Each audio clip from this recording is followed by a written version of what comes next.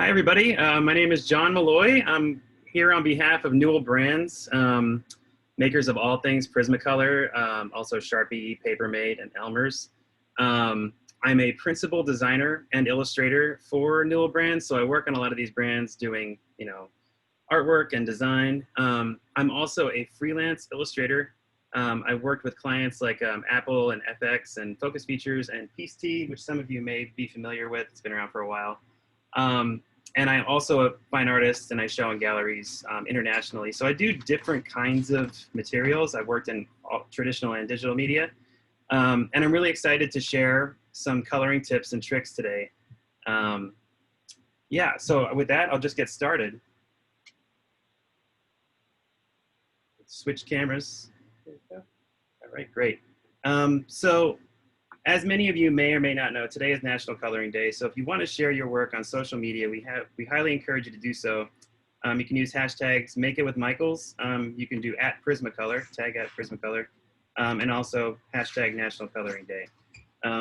So before I get started, I just want to go over a few things. First is this artwork of the dragon. And it should be in the chat, I believe, to download, and you can print it out on an 8.5 by 11 or 11 by 17. If you want to print out an 11 by 17, it'll give you a margin that you can work with and just kind of like do your experimenting in. Otherwise, you can just use scrap, letter paper to do that. And I printed on larger paper, so I have that margin. But then this is what it could look like when it's finished. We're not going to cover this whole thing today. Basically, I'll be working in just different spots. So to kind of show you, kind of work with gradients and shading. I know like most people have colored already. So this is just some tips and tricks on shading, what the downfalls of certain materials are and what challenges are, and what others can do amazingly. And so we'll go through all that. And then just a refresher on the materials we're going to have. They should have come in the list, I believe, or in the invite. But Prismacolor Premier markers. This is a set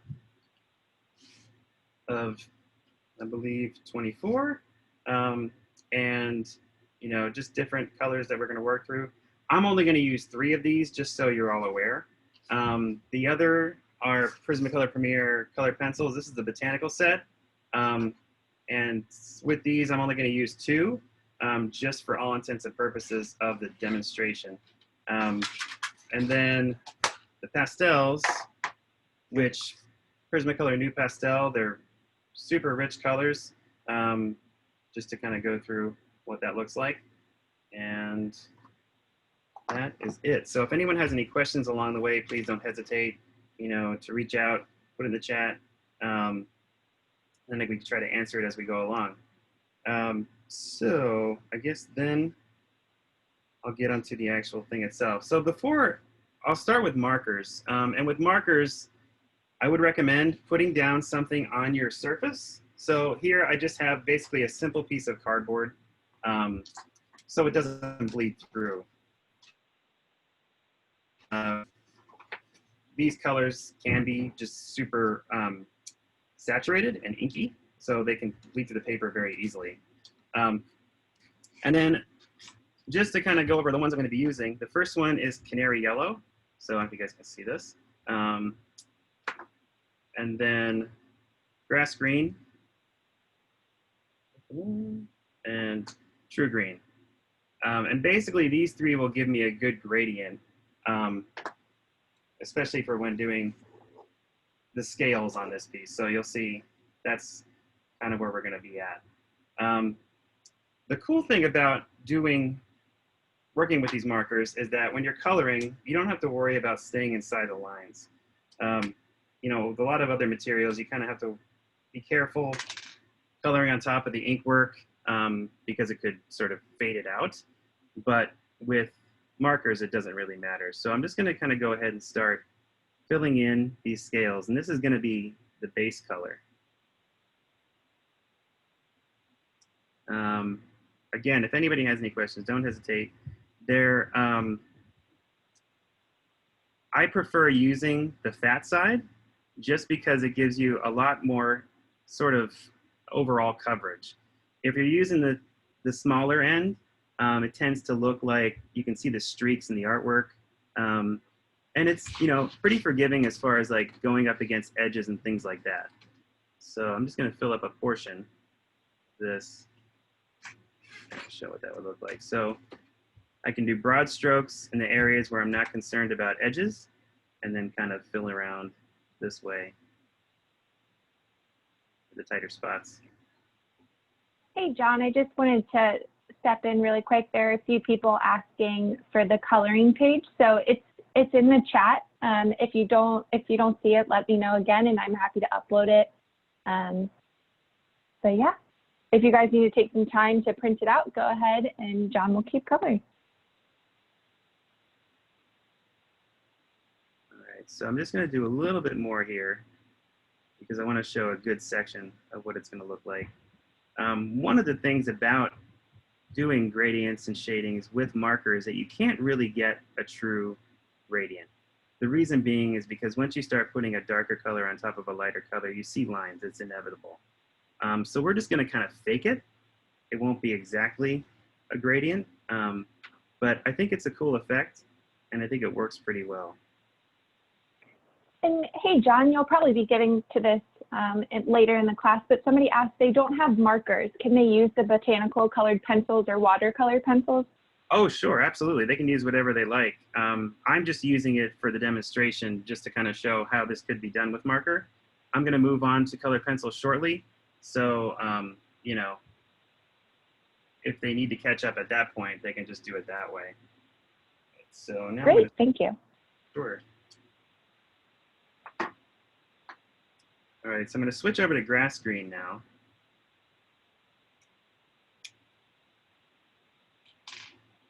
And again, working with the fatter end, I'm going to start at the darkest point. So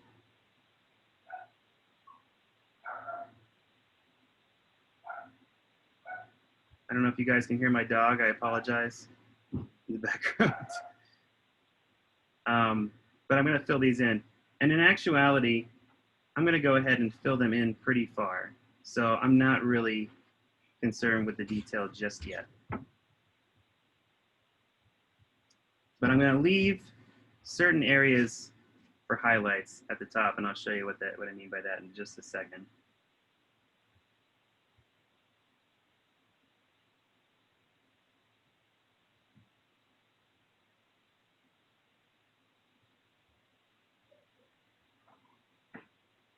All right, fill this in.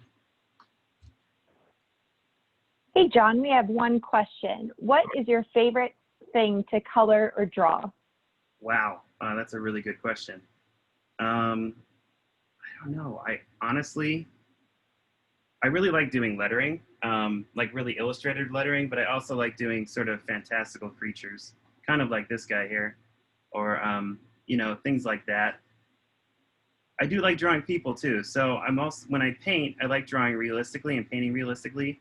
But when I'm doing this kind of stuff, I like doing a more cartoony style. I like having the variety of doing that. All right, so I'm not going to get into too much down here. But this is sort of the base of, I would say, the mid-tone. And then up here, I'm going to start working with leaving just a little bit at the edge.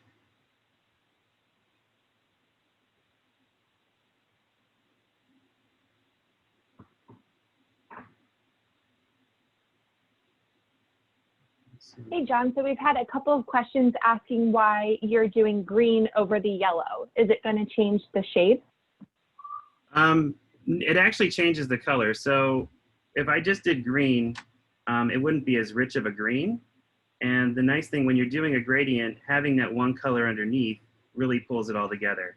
If I didn't have that color underneath, I wouldn't have these little highlights poking through, but also it would look quite different. You know, if I just went with yellow in one spot and then green in one spot, it wouldn't look as cohesive.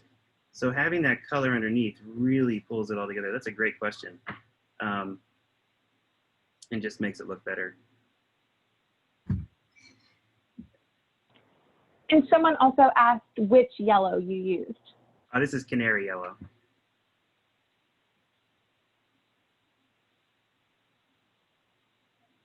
All right, so, and as I get closer to the edge, I'm leaving even more yellow showing through to kind of push that this is a highlight. So if you think of it in terms of, if any of you have had any kind of art training at all or any just simple painting, you think about where your light source is coming from. So here, I'm just imagining there's a light source coming from up the top left, and that's what's lighting up this end of the dragon scales.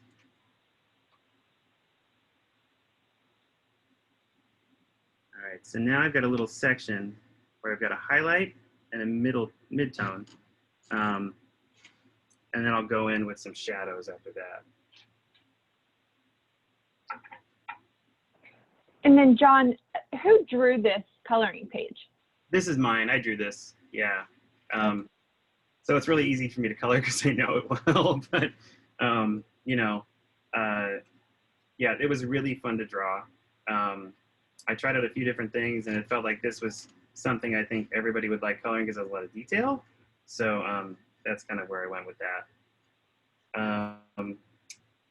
The next marker I'm going to use is True Green, and this one is just basically to put some shadow, some darker shadow in, to really pull it together. So you can see there, I don't know if it's showing up really well on the camera, hopefully it is. I'm adding some more depth here to make it darker. And you know, I'm just picking these colors because they seemed right for what I'm doing. Obviously, if you're going along and you're doing this yourself, if you think a different green or if you have different markers work like how you would like them, by all means, go ahead and use those. You know, another way to build up too is it takes a little bit more control is to use how many layers of marker you put down. So I'm putting down one layer. If I put down another, it gets even darker. So as you go along, you might think, oh, that's not that dark. You let it dry just for a second and go over a little more, it gets even darker. So this gives me some shadows that basically these scales are leaving on the ones behind them. And I'm getting thinner with them as I go out. So up here, as I get closer to my highlights, I'm putting in less. It's almost like an ombre effect, but with more lines showing through. And someone asked how long it took you to draw something like this, like the dragon. I would say maybe 4 hours or so, roughly. You know, it depends. This was, you know, drawn with a marker, so it's, you know, and also I do pencil underneath. But depending on what it is, you know, less detail, more detail, that's going to dictate how long it takes to do it. But basically, that's it for the markers. You know, and you can always go back, like, so, like, for instance, if I want to go back with my grass green a little bit more, I can do that if I think it's going to make it even darker. Really, you know, you can experiment and play around with this and then figure out what works best for you. So if you want to do multiple printouts, that might be good too, just to play around. Or again, play around with it on the side. So for instance, like for this, I'm going to leave this marker open. If you wanted to just test it out a little bit on the side, this is kind of like my canary yellow, right? And then going back with grass green, kind of see how you want it. You know, the nice thing about experimenting is that you don't have to worry about seeing the lines. But if you notice, it gets a little darker as I'm putting more down. So there is a little bit of shading there, but not much. It's pretty harsh, the difference between the two colors. And John, do you have a type of paper that you typically prefer for marker drawing? Yeah, that's a great question. I think Bristol works really well. Bristol Smooth for any kind of inking, because doesn't bleed.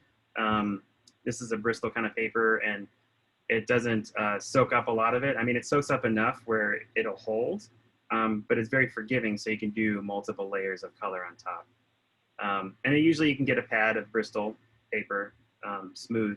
Smooth is important. If you don't do smooth, it's rough and it has a texture to it, and it tends to make the ink sort of bleed out at the edges. Can you spell Bristol for us really quick? Sure. Is it Bristol? That's it, yep. Thank you. Yeah, no problem.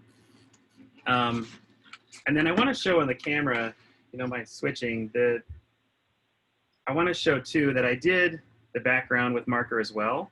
And just if you're wanting to redo this yourself, the colors I used are cerulean blue for this blue, C-E-R-U-L-E-A-N, and then just pink for the dots.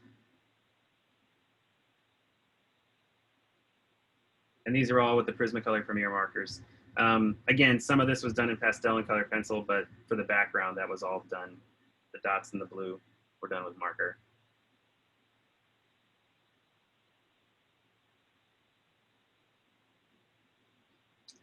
All right. So with that, I'll get on to doing some stuff with the color pencils. Basically, the only ones I'm going to use here are lemon yellow and grass green. And what I'm going to do is just color in the head area. So with these color pencils, obviously you want to make sure they're sharpened pretty well. If you go too sharp, they can break easily depending on the pressure that you use.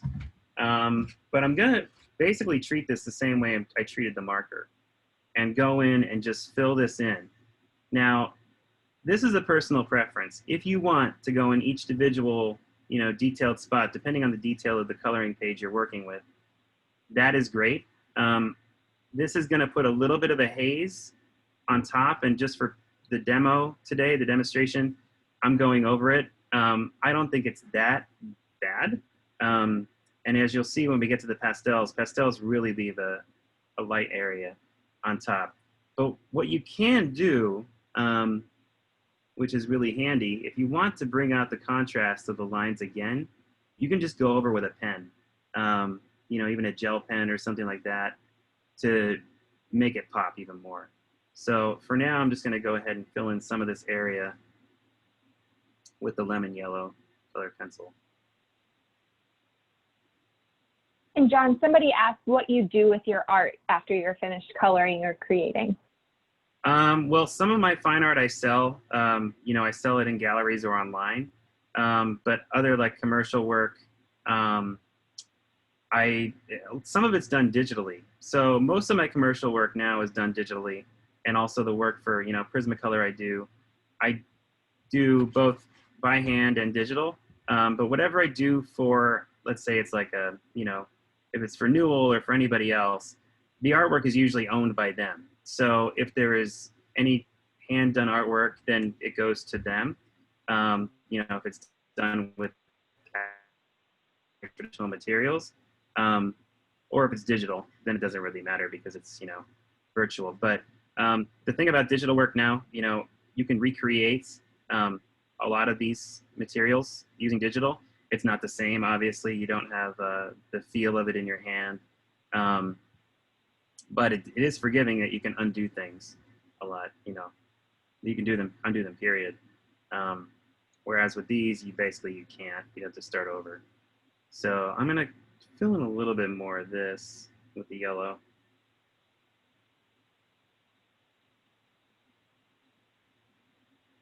And someone asked, what's the best sharpener you use for your pencils? I have an X-Acto sharpener. I'll actually pull it into the shot here a little bit. It's awesome. It sharpens at light speed. So if you're drawing, you need to quickly just sharpen your pencil. It works really well. The house I live in, when I first moved in, there was one of those old hand crank ones.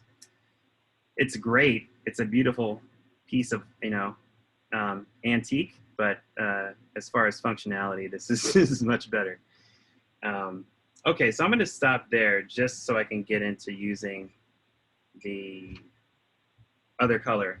And if you notice, I'm just going to show, like, zoom in here on the tip of the pencil. It's worn. Depending on what you want, this might be better for fills. So once you start filling, you know, I wouldn't say resharpen and resharpen unless you're doing really tiny details, because then you'll just, you know, you'll waste a lot of your pencil sharpening it or over sharpening it. All right, so then here I have grass green, and I'm gonna go ahead and do some shading here. So the way I usually do this is like, think about if this were three-dimensional, right? How would we make it three-dimensional? If there was light on it, where would shadows normally fall? Because you're basically making this up. This is a made-up creature. It's not something in reality. And I'm basically going to put a spotlight on this. I want to give it form. So my shading is going to go around the edges. And there might even be a little bit underneath, you know, where the mouth comes down. So if I start off light, I would recommend just starting off light because it's always easier to go in darker and start lighter than the other way around because you can't erase colored pencil. The one thing I'm not using here is a blender, and Prismacolor makes a blender. And I actually have a trivia question on that.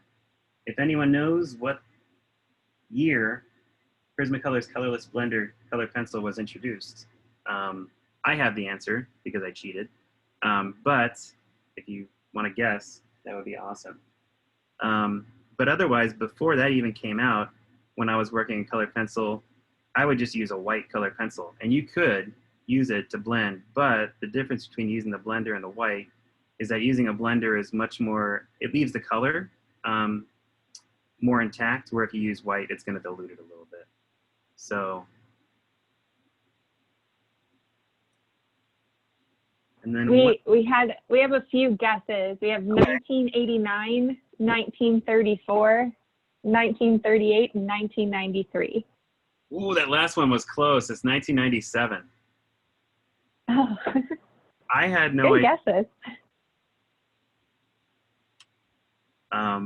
But, you know, you can achieve good blending without it, I would say, but it's really nice. It looks much more painterly when you can blend it. So it is a nice tool to have. All right, so I'm going in a little darker as I get closer to the edges here. So it looks more three-dimensional.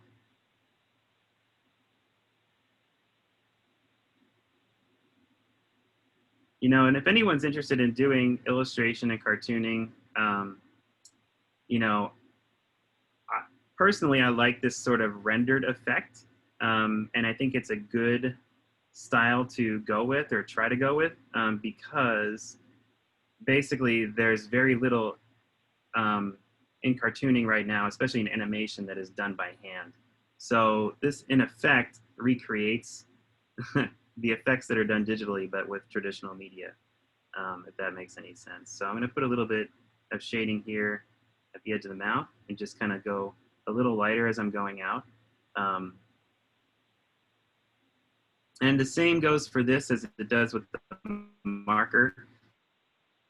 Have yellow underneath gives me a nicer green. If I were just to leave that blank, it wouldn't look as cohesive. So, and then I can go even darker as I get close to the edge there. Same thing here, darker.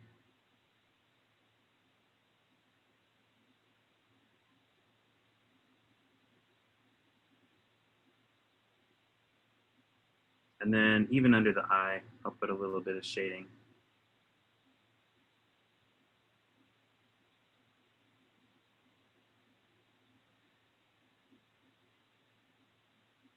Hey, John, we have a few questions. Somebody asked, what would be a good way to learn how to shade if it's difficult to figure out the light direction?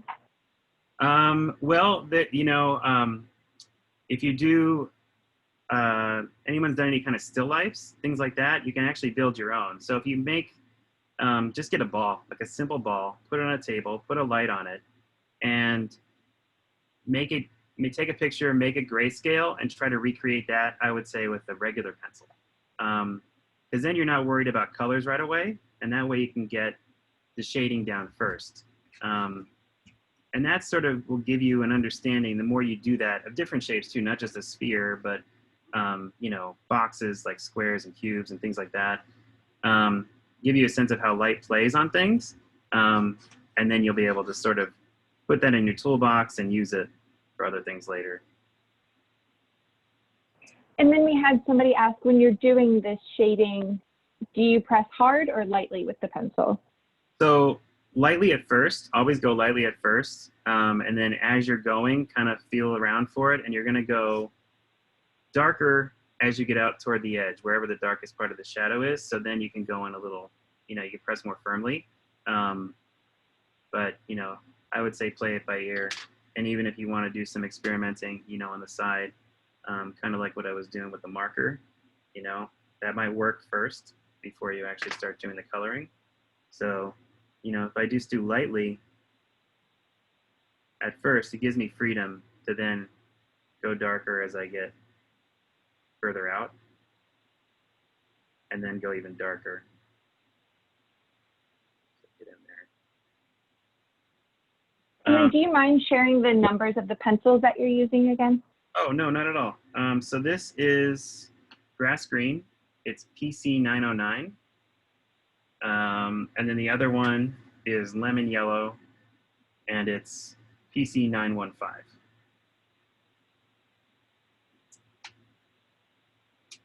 And then just to show you too, when I was talking about, excuse me while I just readjust the phone here, camera, going over lines, this is just a, you know, an ink pen going over those lines. Depending on what you want to do, if you want to go over them, you can. You know, it all depends on your preference. But you can definitely draw over.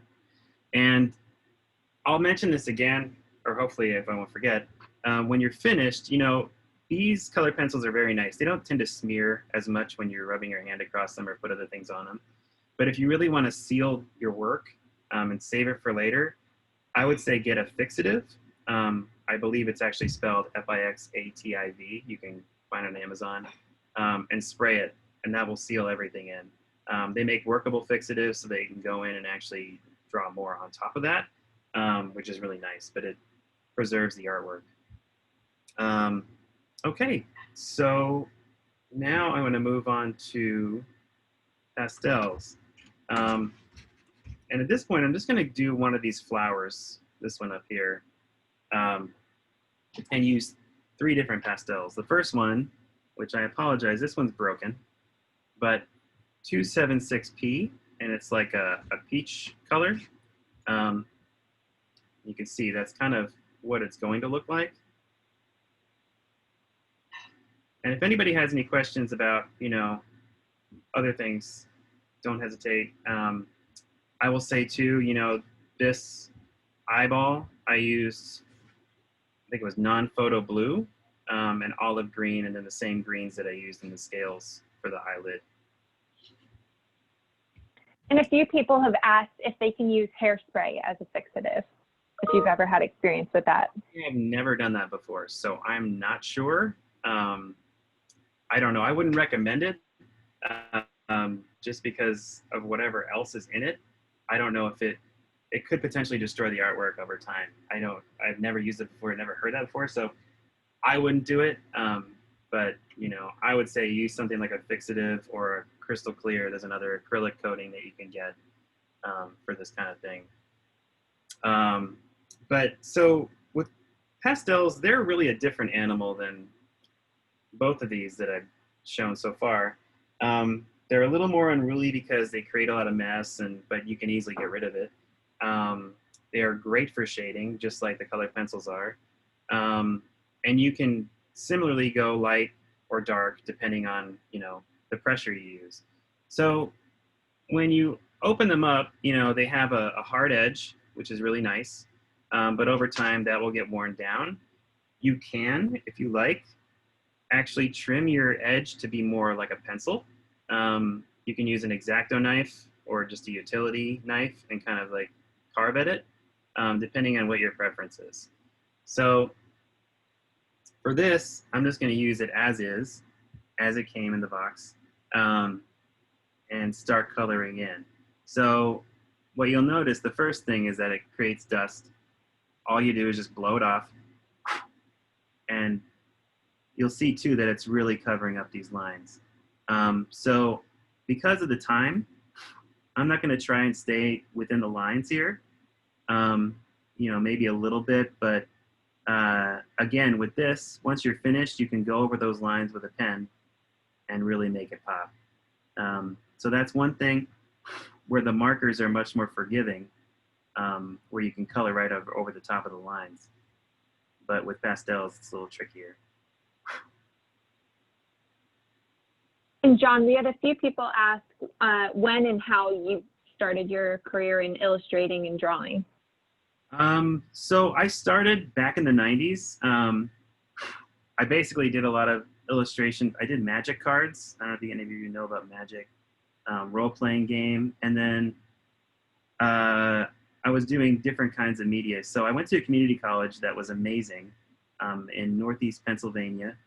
And I had great teachers. One was a trompe l'oeil painter. One was an art director for TV Guide. And it was awesome. So I had a really good education that got me sort of interested in doing, I was taught like a lot of old masters painting and very traditional illustration technique.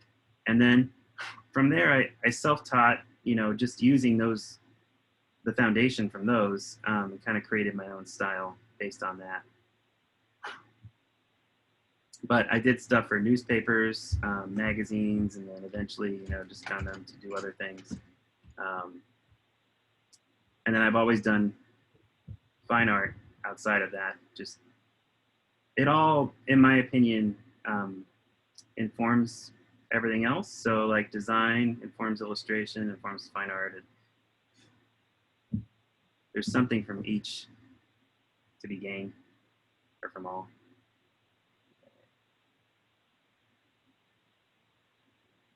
And someone asked if they can use different colors in the pictures instead of using the same ones that you are. Oh, absolutely. Yeah, I definitely, you know, encourage that. If you aren't crazy about the color scheme and you want to try something else, definitely. My only advice would be to start light. So whatever color you start with, make sure it's a lighter color. And then if you're going to do anything layered like I'm doing, and then go on top with darker colors. Otherwise, if you did the other way around, it may look muddy, and those lighter colors wouldn't show up as nicely. They just tend to show up really nicely if they're your base color, and you leave space for them to, you know, show up. And then we had somebody ask how you keep your pastels from staining everything it touches. Okay, so this is something I'm glad somebody asked that question. That's a great question. First of all, if you're doing pastels, I would recommend start from your top left, work your way down to the bottom right, because your hand is, you know, naturally resting. You could, if you put this on an easel and use the stick, so in other words, it's like you get like a dowel stick or something to rest your hand on, and you're like, I'm just using my hand instead of, or my arm, you know, so it's not touching, you can do that. But at the very end, definitely getting like a fixative spray to seal it in. I highly recommend that, because then it won't smear. You know, nothing, it holds everything on. And then you can always, you know, if you have a little excess, you can use your finger to wipe that down off. You can use a tissue or a napkin or something like that to wipe it off as well.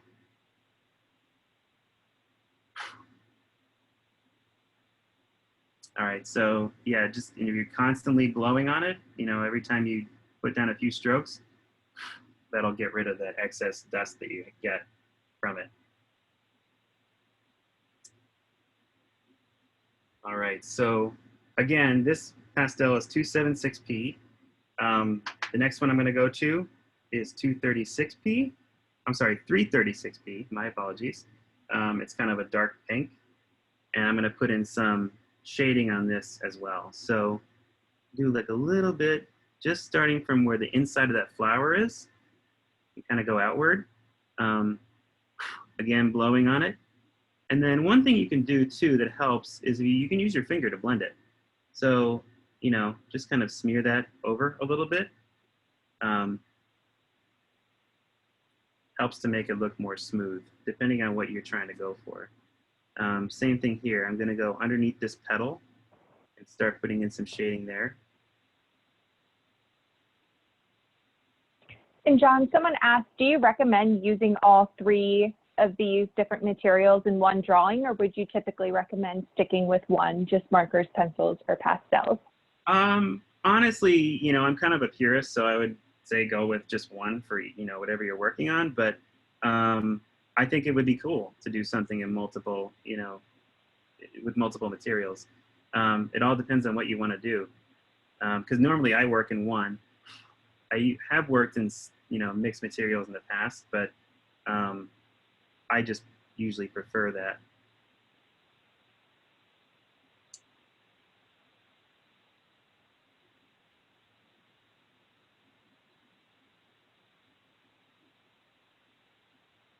And then just do a little bit more here. Same thing, you know, I got that excess dust, just blow that off. Use my finger to shade it a little more, and maybe go back in with some darker areas. And so that sharpening thing I was telling you earlier, like with this corner, I can easily do tighter spots. Like if I wanted to just do that little circle right there. But obviously when it gets worn down, it's hard to do that, but you can, you know, sharpen your edge with a knife. All right, so then finally, I'm gonna show using an ink pen to kind of go over these lines. And you'll see that it looks really nice as opposed to not doing it. You just have to wipe off the tip of your pen because it's gonna pick up some of the pastel. So there's the line that was originally there. And again, depending on your preference, if you want to go in with tighter detail, you know, and try to avoid the lines if you can, that's fine.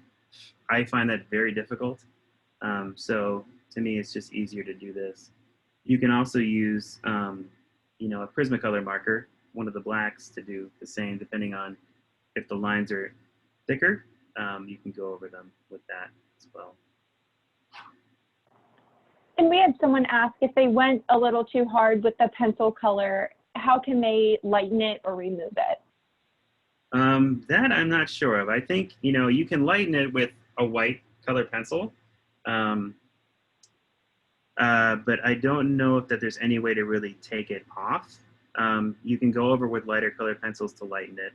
It's definitely more forgiving than if you were to use markers. You can get away with some of that, but depending on how dark the color is you started with, you know, you might have some challenges there.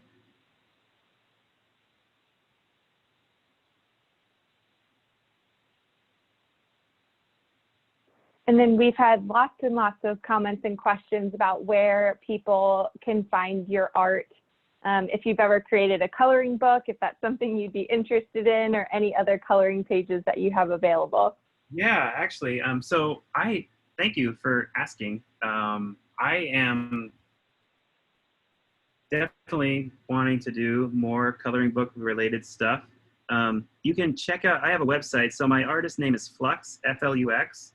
And if you go to fluxartist.com, you can see a lot of my work there.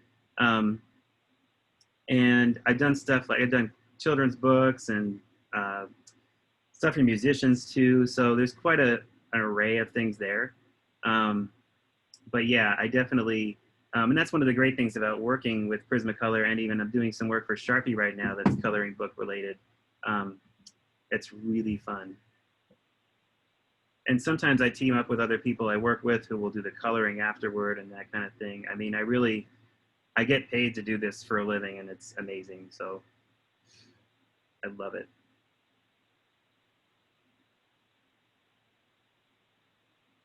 So that's pretty much it.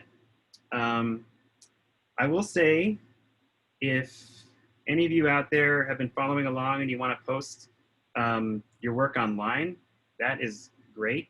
Just, you know, put a hashtag with Make It With Michaels. Tag Prismacolor at Prismacolor. And you can also hashtag National Coloring Day as well. And if you want to put, any of you want to put your work up now in your chat, we'll take a quick picture of it, and I'd love to see some of it. Or if you want to put it up later after you've done more work to it, that's great too, if you want to put it on social media afterward.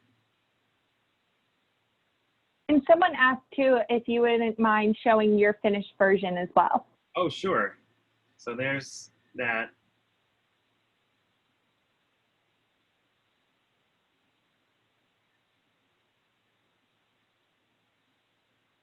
And so these I did in color pencil. The plants, basically the flowers, but the leaves on the flowers. The flame was done with marker. You know, all the Prismacolor Premier markers. I believe crimson red, or no, sorry, poppy red. My apologies. Poppy red. The orange is just orange, and the canary yellow on that too. But the nice thing, the colors, you know, of all of these materials are very rich. They're very bold. You know, the color pencils, you can get more desaturated, or less saturated, I should say, and sort of hazier and lighter colors than the other two. So it all depends on your preference.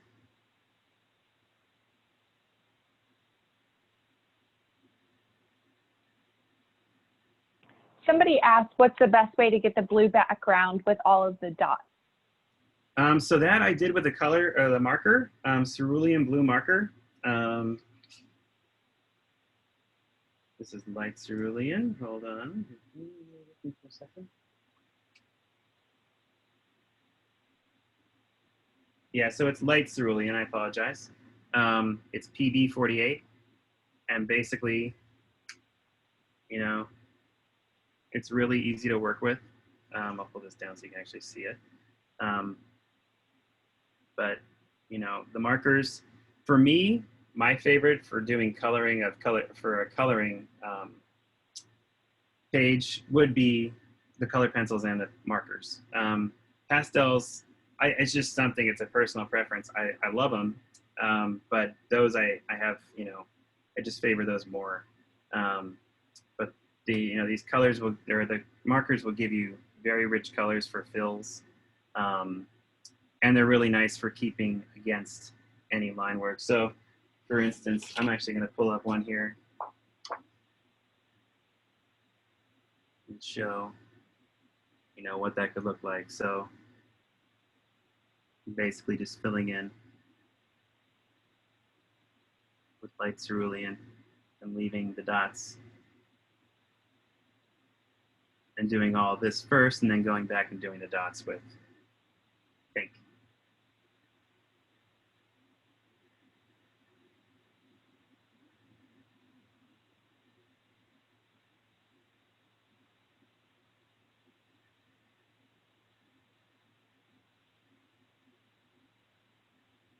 But you know, depending on what you're coloring, if it's something you want to keep light, that's one disadvantage with the markers, is that, you know, other than something like a bright yellow, they tend to be a little darker in tone.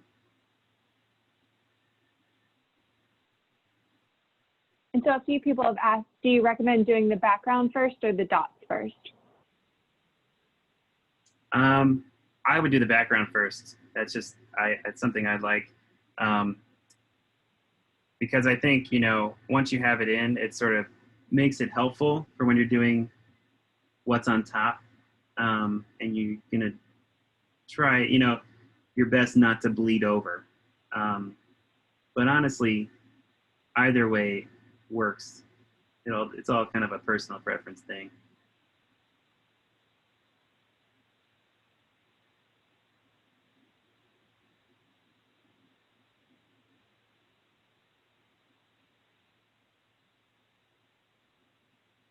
I do have another quiz question. What year were Prismacolor illustration markers first introduced?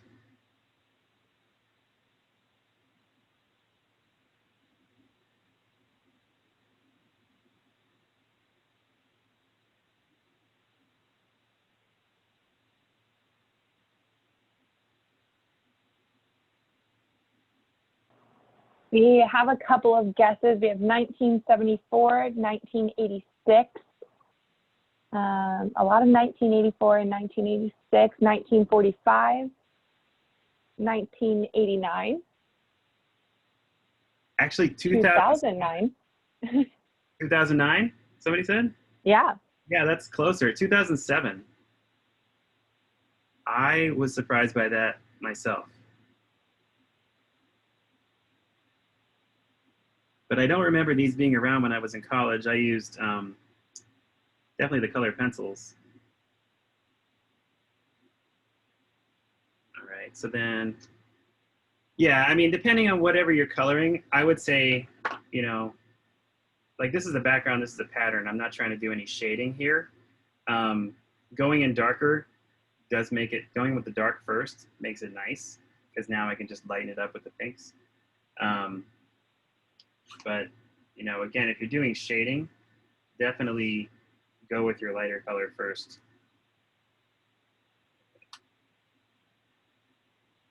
So then I just went in with pink, like this.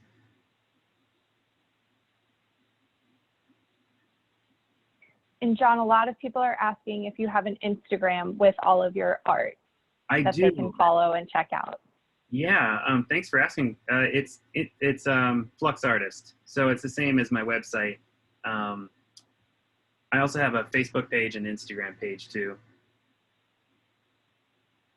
if you are interested, and Twitter, although I don't use that one as much.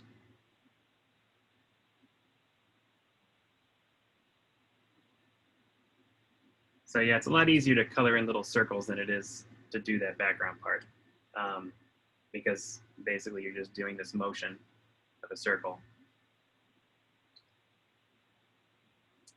I guess I could also kind of show a little bit of how I did the flame.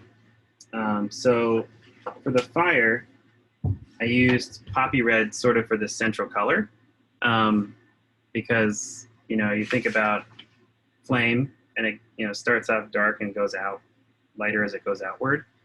And even though it's very stylized, you still want it to be believable as fire. So essentially, we went in, it's the same guy.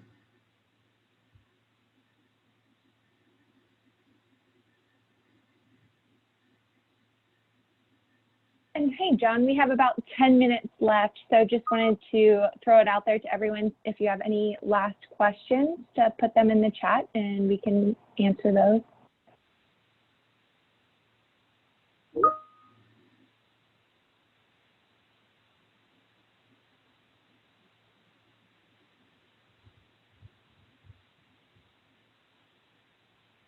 So poppy red too, if you notice, it's more like an orange than an actual red. It looks like a poppy, but it's really nice. And you know, if you think in terms of colors and color families and color harmonies, if you're trying to keep things looking like they're in the same family, you want, like, your warm colors are going to be your reds and your oranges, and whatever makes up orange, so red and yellow. Same thing with the greens, you know, yellow and green, and kind of go over to blue. And purples would be, you know, your reds and your blues. Those would be your harmony colors.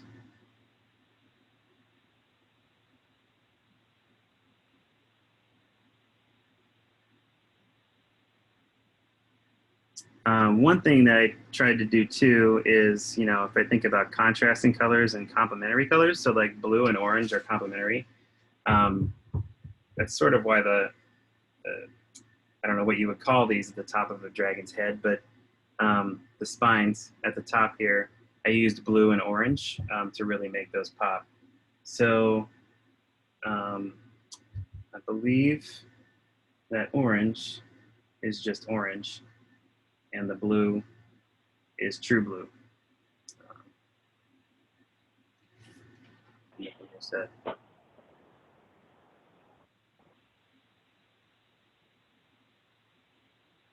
We've had a few people ask, how do we use a Pearl X to add shimmer to any of the colors? Have you ever done that?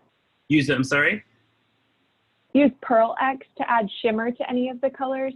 I have never done that, so I'm not sure how that would be done. Yeah, I've never done anything on top of, these colors themselves to make them shine even more. But I will say that if you use fixative and you spray that over the whole thing, it gives the whole thing a sheen. And you can use matte fixative or glossy fixative to make it glossy if you like. It also makes the colors pop. So it adds a little bit of contrast, which is nice at that point. Let's switch over to a different color here. Hey, John. Yeah. Your overhead camera just quit on us. Is somebody trying to call you? It did, didn't it? I'm not sure. Oh, it's a low battery. I apologize. Let's see here. No worries. Here we go. Can you guys see it okay now? Yes. Okay, great. All right.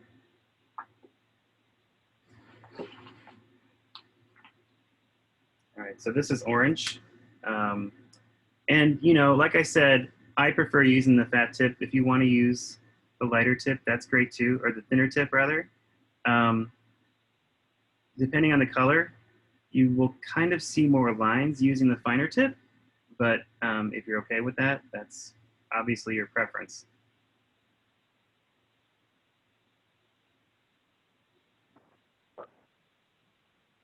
Perfect. And as we're wrapping up, we just want to say thank you so much to John for going through all of this. We have his website and his Instagram in the chat. So if you guys want to follow along or ask him any questions through those channels, you can do that, find more of his art there. But we do want to thank everyone for joining today. Make sure to share your art on social media if you'd like. We just put the hashtags and tags in the chat, but we appreciate your time. Thank you, and thanks everybody for joining in. Again, if you want to put your work up on screen, if you want to share it, I'd love to see it. And then if you want to share it on social media now or later when you feel like you've maybe done more to it, and tag Make It With Michaels, I'd love to see that too.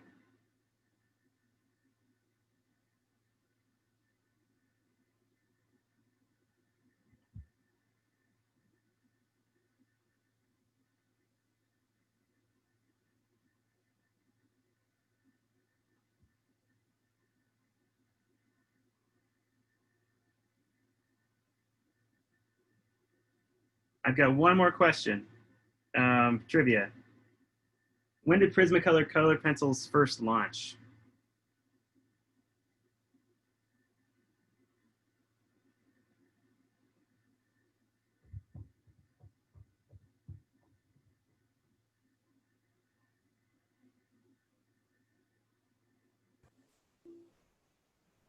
All right, I'm getting 2000s, 1976, 1999, 1960s. It's actually much earlier, 1938. So they have been around for a while.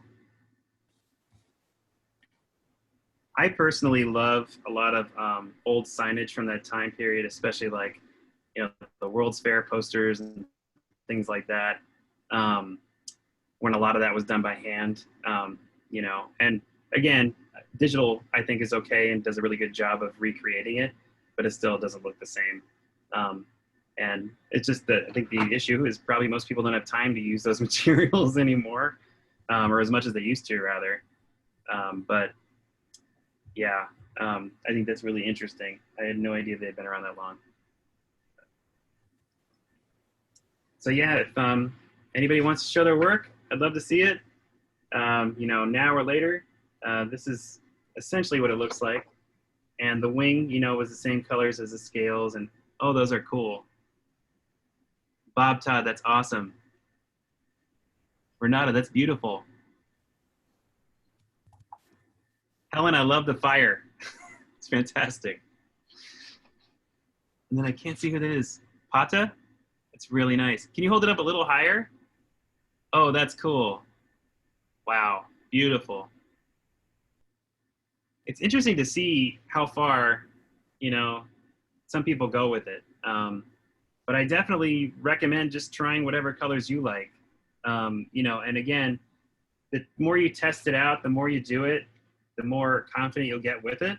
And the more, like even just doing it on scrap paper, trying out this shading ahead of time until you get it down, I think it'd be really helpful. And doing shapes, just taking a picture, like I said, it could be a picture of a white coffee mug, on a table, and how the light is hitting it and the shadow that is left behind, and practicing with that, just drawing that, I think really would give you a sense of how things are built that way, and just how shading works in general. Because obviously with a dragon or anything fantastical, a unicorn or anything like that, you're going to have to make it up and make it look sort of believable. It doesn't have to be perfect, but just as long as people believe it. Well, that's a nice sphere. Wait, were those done now? Is that Bob Todd? Those are nice. Very nice. I don't know if I can see everybody's. Let me see if I can change the view. Oh, okay, we got some more.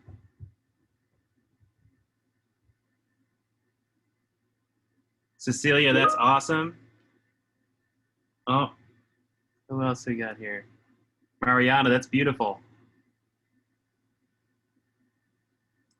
Try to flip through some of these. Allah, that is gorgeous. Samantha Guerra, I hope I am saying that right. That's really cool. I love the shading in the flower.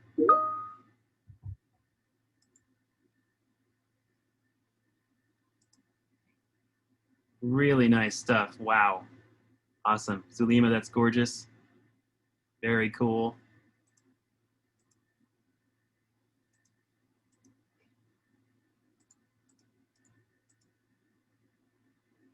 Michelle, that's awesome. The flame looks great. What else we got here? Really nice work, everybody. I hope you enjoy the rest of the week, and happy National Coloring Day. Take care, everybody.